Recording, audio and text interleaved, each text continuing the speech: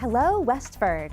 The first major winter storm of 2019 hit the region over the past weekend. Women gathered in Lowell to show their solidarity, and the Road and Bush Community Center is ready for business. I'm Tracy Tebro, a WestfordCAT board member, and WestfordCAT News is next.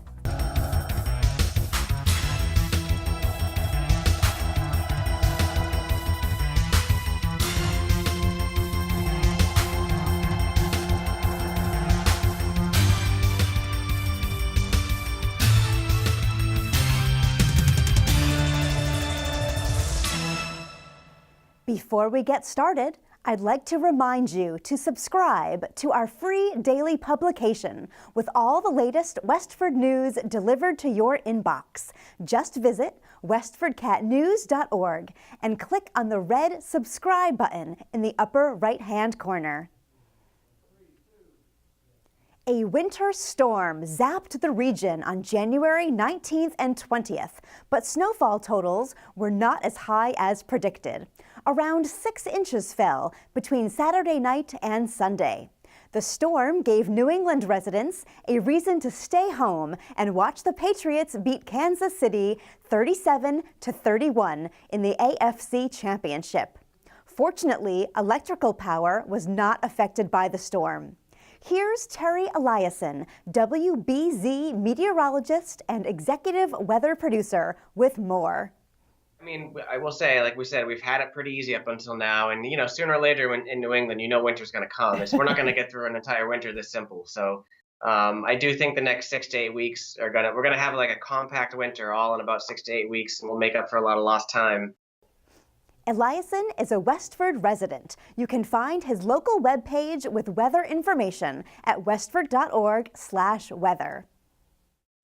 Here's News Director Joyce Polino Crane with a highlight from the January 21st Selectmen's meeting. Thanks, Tracy.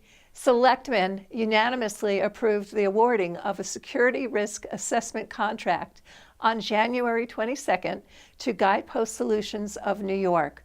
Guidepost was one of 5 companies to bid on the project, designed to jumpstart improvements in school safety. Selectmen Tom Clay and Scott Hazelton chaired the committee. The members recommended focusing on the fiscal assessment of school buildings. Down the line, the task force will also seek to focus on the emotional needs of students. Here's Clay. This security RFP, this request for proposal, this was us inviting consultants who would come and give us a best practice look at the security side of things as opposed to the wellness side of things. We identified a bunch of critical elements from studying what other towns were doing, input from first responders in the entire group. So it's a pretty broad look at what we can do to make sure we're screening people who are applying to come work in our buildings, making sure the buildings are physically safe, making sure there's a good communication plan, considering putting in some geofence infrastructure that will help monitor social media for key terms that might indicate self-harm potential. So it's pretty broad. So it was a daunting task for the people to apply, because they really had to have a broad set of skills and a relatively big team to be able to address this kind of work for us. The Guidepost contract will cost $109,000. To watch the entire Selectmen's meeting, visit westfordcat.org. Back to you, Tracy.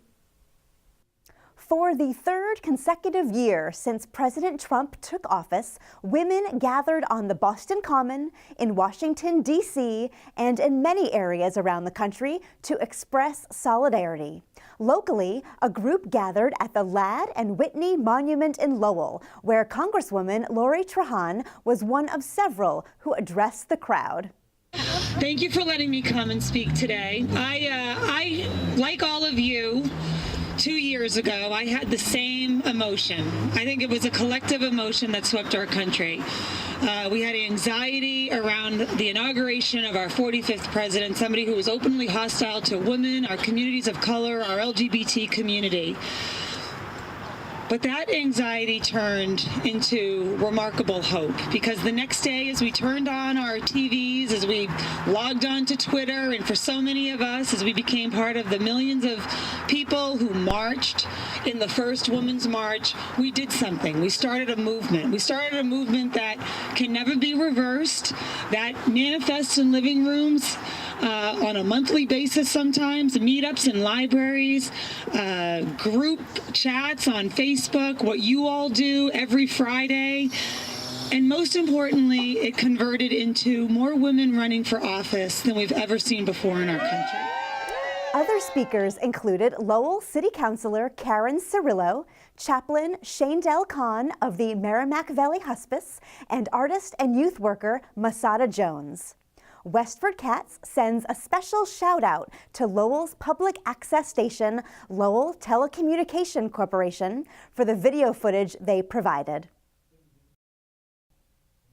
The Parks and Recreation Department is getting new digs. On January 28th, the whole department will move to the 3rd floor of 65 Main Street. Department employees will share the building with staff members of the Rodenbush Community Center Corporation, who moved into the lower floors of the building in late December and early January. The $7 million restoration of the historic building took about 18 months to complete. And now for our feature of the week. Superintendent Bill Olsen visited WestfordCAT this week to clarify information about salary increases given to school administrators for fiscal 2019. The salaries were the subject of a news article written and published in August by WestfordCAT News Director Joyce Polino Crane.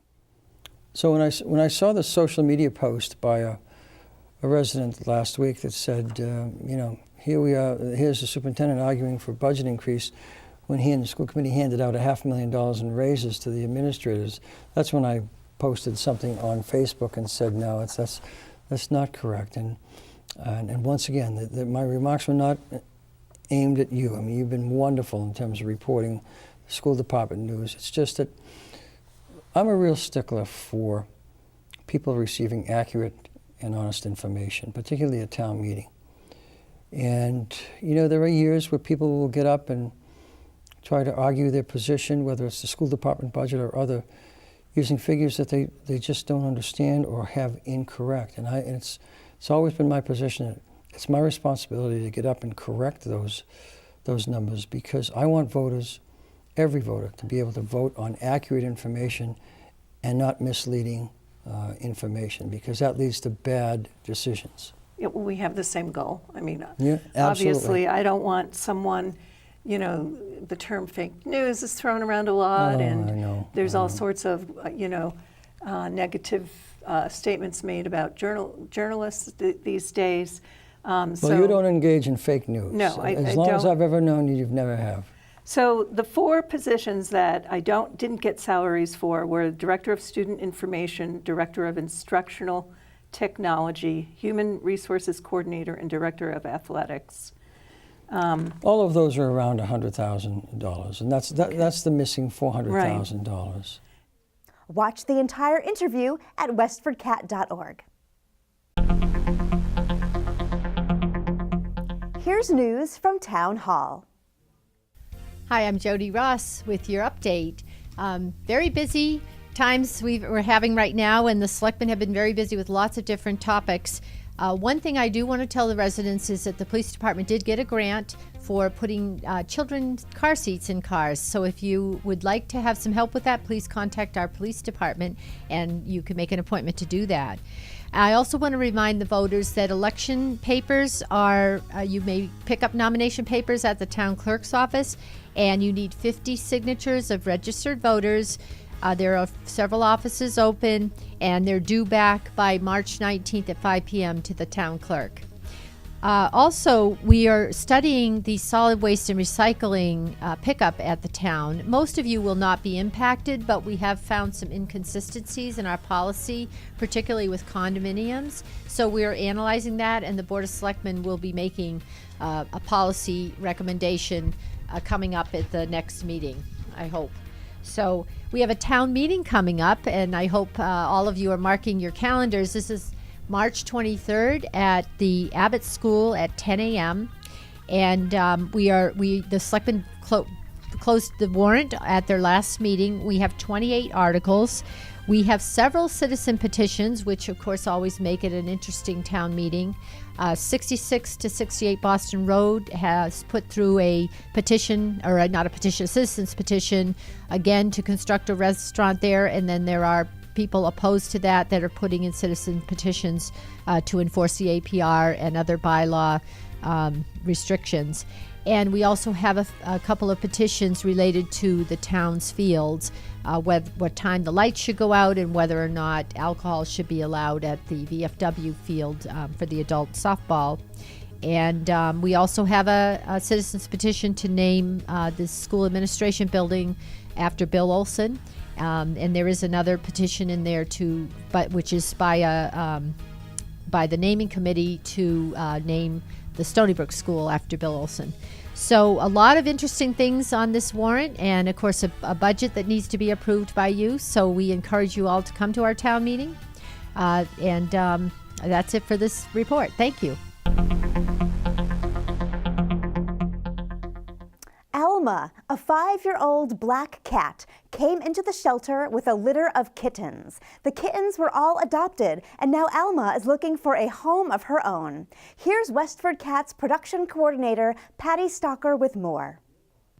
There's nothing unlucky about this beautiful 5-year-old black cat named Alma.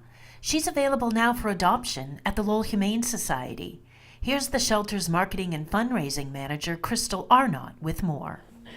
So Alma is a female cat who was brought into us because she was found on the streets with her kittens.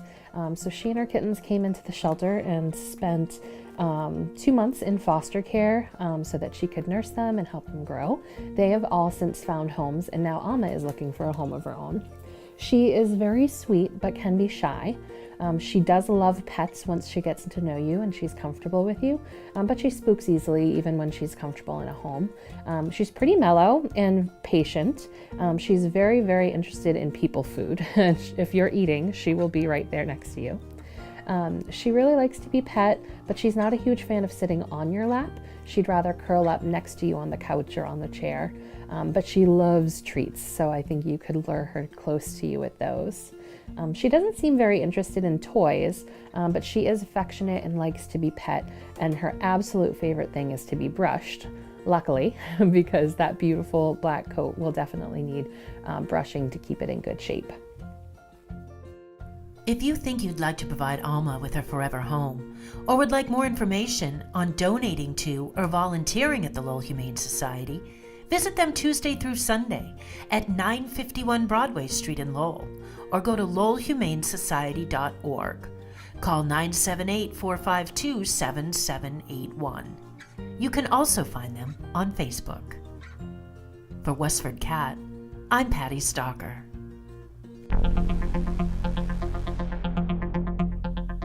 Snow, sleet, frigid temperatures, and then rain. We've had it all in the past few days. Let's see what weather.com is forecasting.